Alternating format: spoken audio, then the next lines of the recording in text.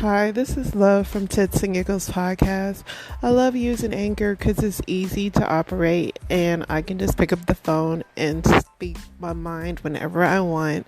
I love the podcast availability because I can get it out to multiple platforms at the same time without having to go. It automatically generates your RSS feed and you get it out to your listeners. And I love the background music and all the sound effects. Loving Anchor so much. You should try it for yours. This is Love again with Tits and Giggles podcast.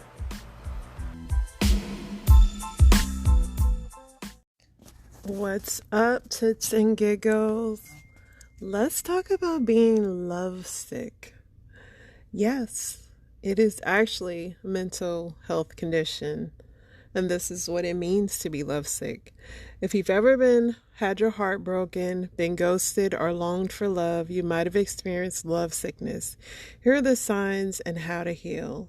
Have you ever missed someone so much that you felt sick? What about a strong sense of yearning for a person who didn't feel the same way back? Or maybe you've heard stories of couples who were together for decades, passing away around the same time, aka dying of a broken heart. If so, then you're probably well aware that this experience is real and it can really hurt. Well, that feeling is called love sickness. And what does it feel?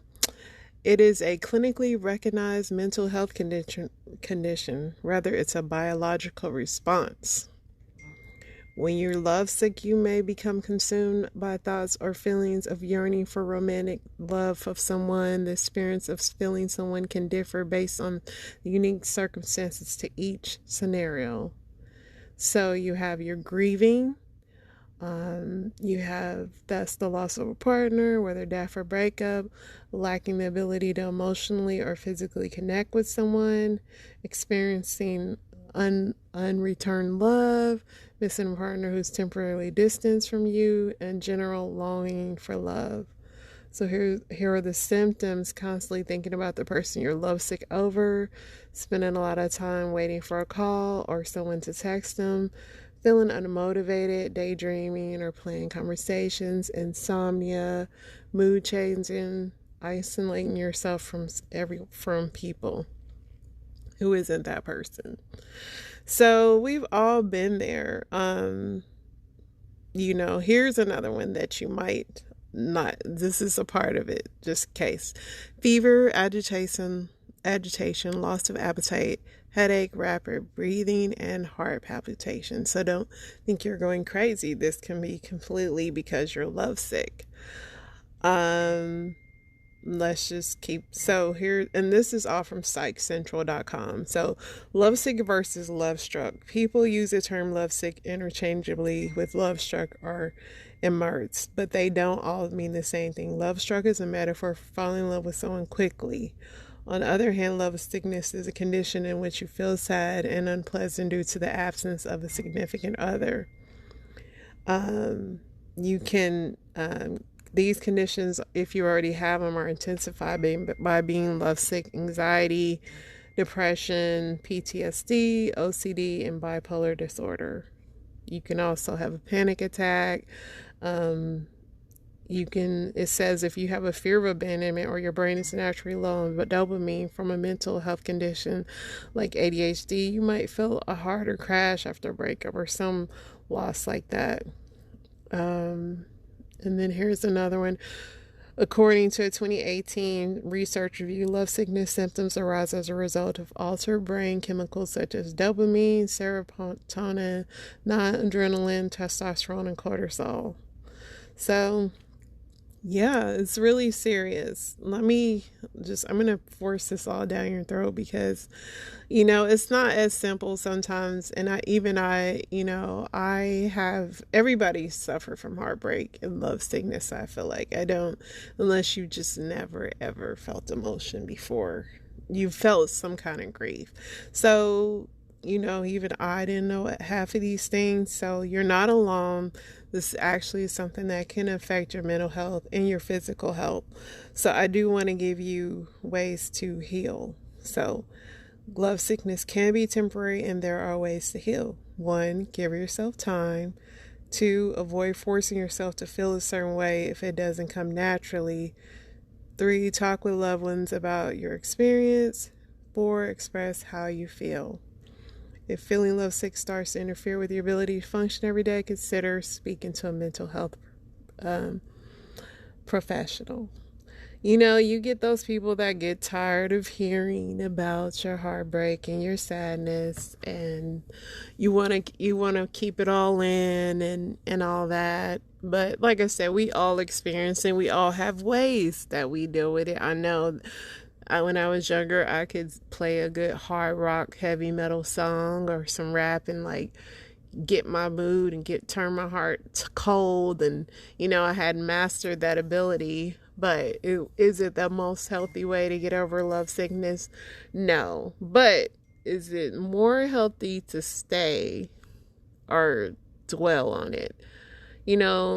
If you are having a hard time getting over being lovesick, I would totally, recommend a mental health professional, because you don't want it to turn to something worse, especially if you are already suffering from those mental or physical things I mentioned before, like bipolar, things like that.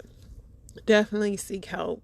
But sometimes, especially when we hear from others' accounts on their heartbreak, and then you're like an outside looking in, you could feel compassion, but you can also maybe look at yourself and be like, man, So I'm going to play a couple of people's heartbreaking scenarios and let me know how you feel. I'm going to give my opinion on it, and I'm going to play a male and a female account on their heartbreak. And one of them is actually a pastor who went through heartbreak. So let's play the pastor first. I feel like let's listen to what he had to say. Really hard day. This morning was just absolutely brutal. Everything was irritating me. Everything was just wrong. And I was off and I didn't sleep well. And so I just went for a drive, and I just kind of snapped into a person that I don't necessarily like seeing, but I started really screaming at God and really cussing at him, and I just thought this was gonna get easier, and I thought I was gonna get better, and it just doesn't feel like it's getting any better. It's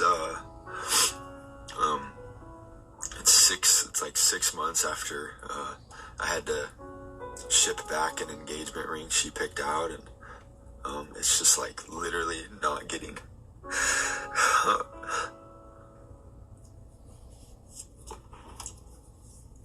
I don't know why I'm allowing you guys to come on this healing journey with me and trying to get closer to God and try to hear his voice. And I don't know what this message is for. I know it's going to be a little bit of a longer one, but maybe this is just a reminder that, damn it.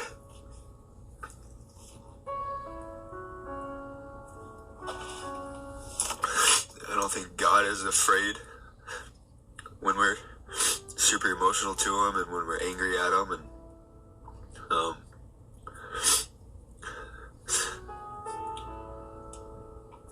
I don't know. I just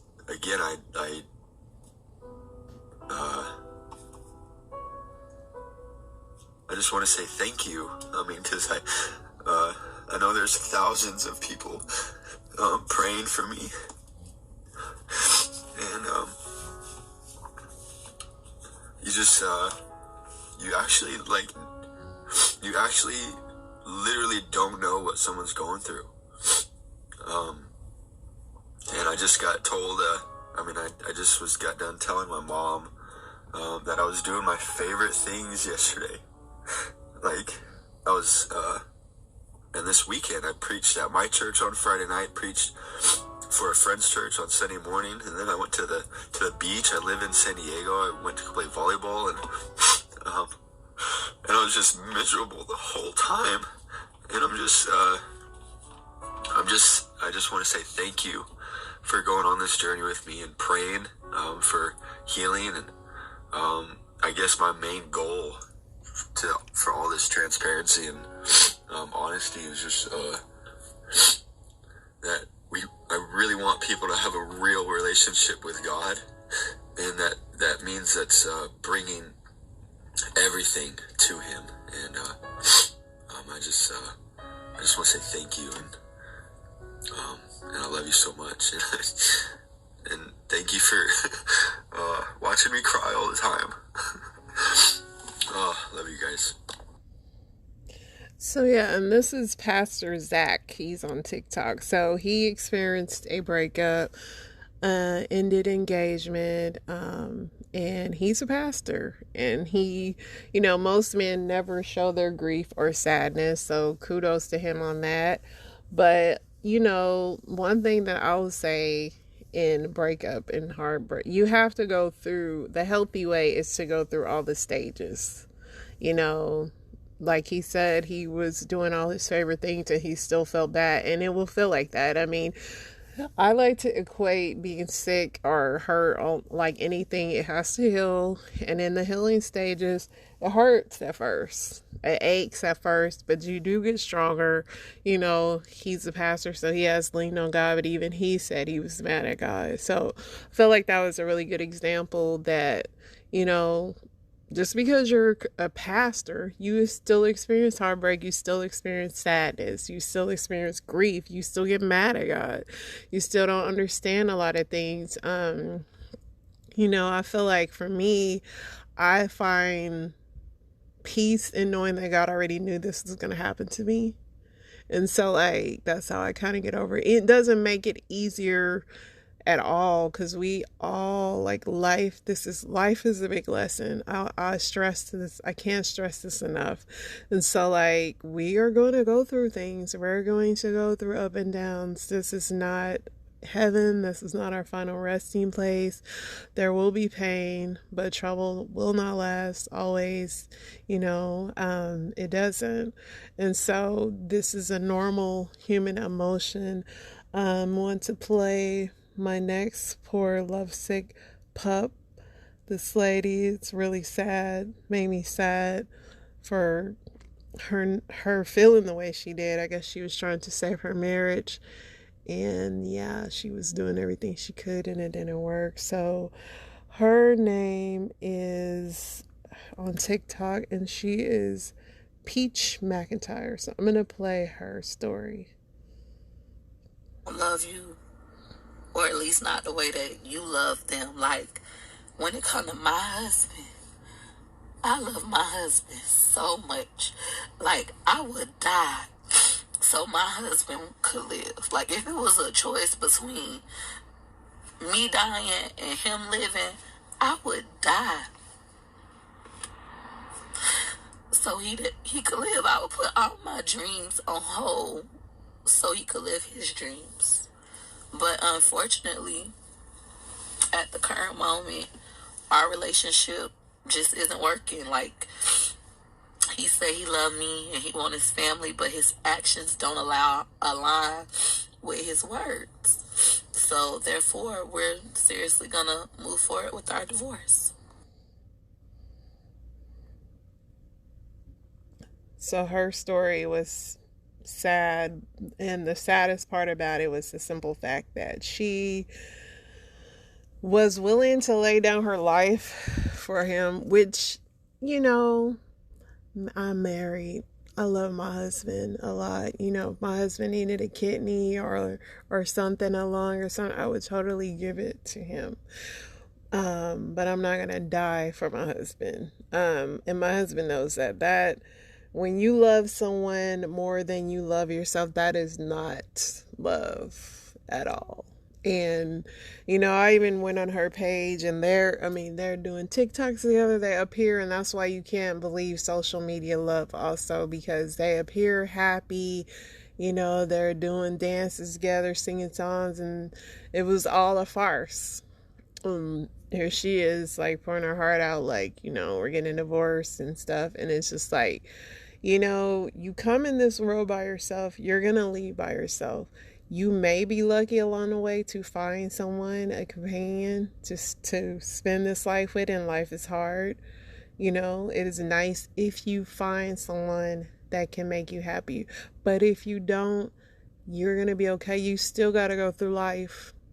Whether it's with a spouse, whether it's with a pet, whether it's by yourself, but we all still have to go through life. And so I feel sad for this lady, because the fact of how much she loved this man and she felt like he didn't love her back shows me how much she doesn't love herself.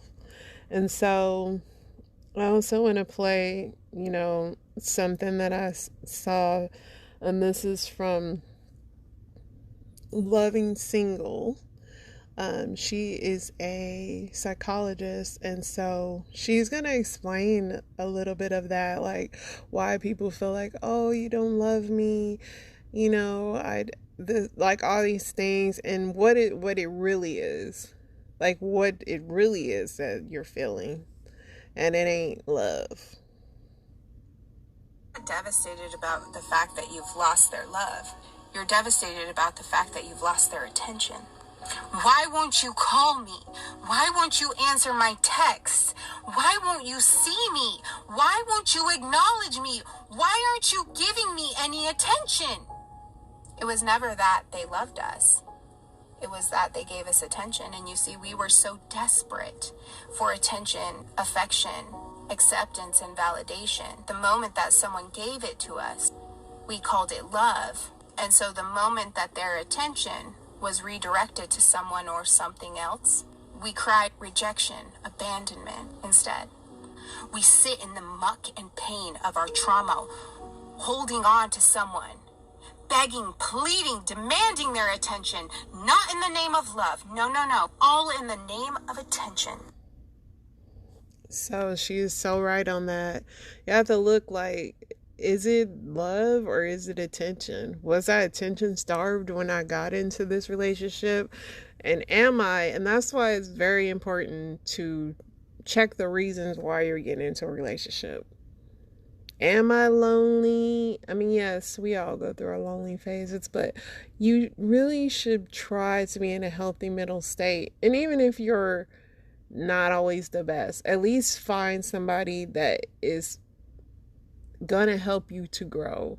You have to, like, even in my marriage, I can't always rely on my husband. My husband is great at lifting my spirits. He's great but he's not a mind reader. He doesn't know if I'm feeling down, and we're human. Some days we feel out of it. Some days we don't even have words to put to the pain we may be feeling, or things like past trauma or whatever. Things creep up in us, and it could cause sadness. It could cause this. And I have to constantly check in with myself. How am I feeling? Is this due to me or my husband or whatever? Or before you get in a relationship, and especially before you get into a marriage, you have to really be whole in who you are. Whole in when you have your depressed moments. Whole in when you have your lonely moments. Whole in when you know why you are who you are, because if you get into it empty, they're going to fill you up with somebody that is not you. And then when they take that from you, you're going to be devastated. You're going to straight up be devastated.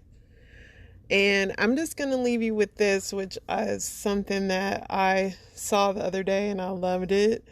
And it totally means everything. So this is from Young Men 2000. And he has the most perfect advice, and it's only 14 seconds long, so gonna leave you with this.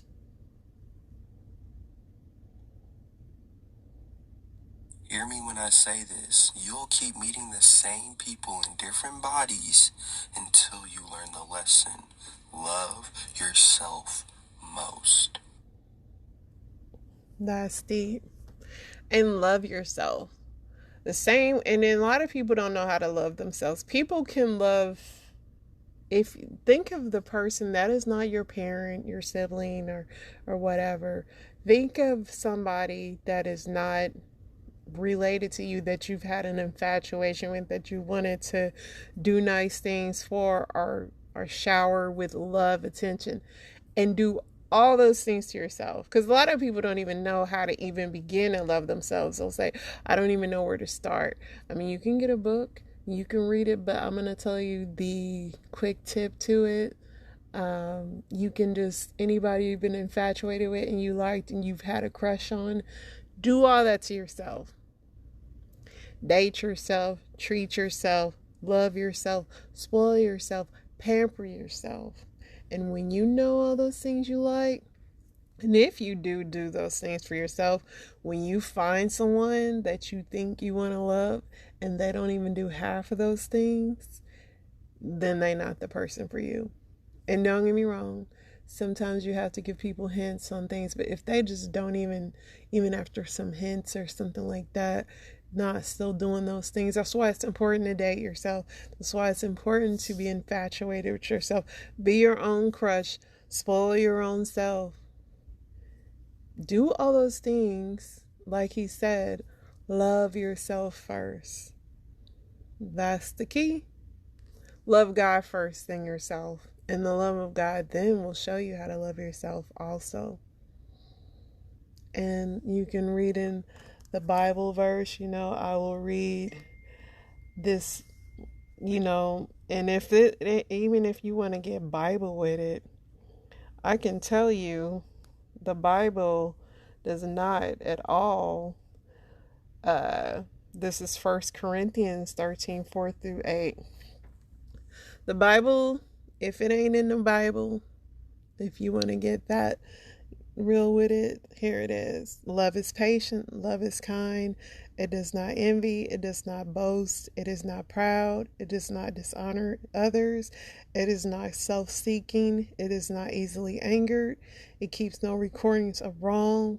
Love does not delight in evil, but rejoices in truth. It always protects, always trusts, always hope, always persevere. Love never fails. So, if it ain't doing all those, then it won't fail.